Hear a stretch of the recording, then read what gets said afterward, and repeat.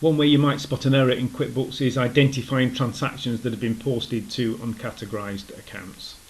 When we go to our banking feed, if I click on the left hand side under banking, you'll notice here that a lot of the transactions, particularly when you initially start using QuickBooks, are automatically showing uncategorised expense, or if it's on the receive side, uncategorised income, as a suggested category. It doesn't really know where to post anything. It's not green in colour. It's just putting this up instead of putting nothing there.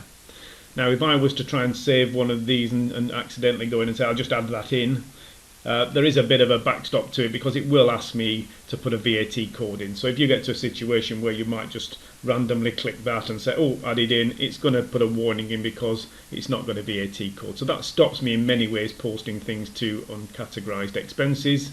But it does happen. So I have seen transactions where they do go in, people have picked a VAT code or no VAT, they've put a code in, and the transaction has ended up appearing in the uncategorised expense. It's been posted in by accident.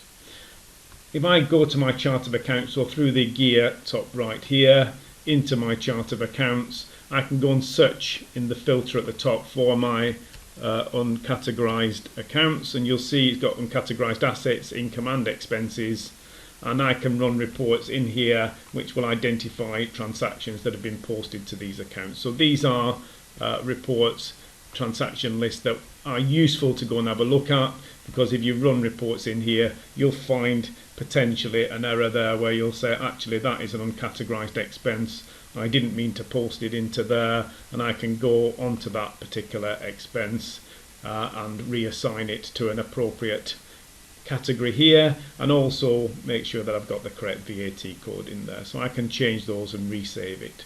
But that's really one way of identifying potential errors in postings, is to look at your uncategorised accounts.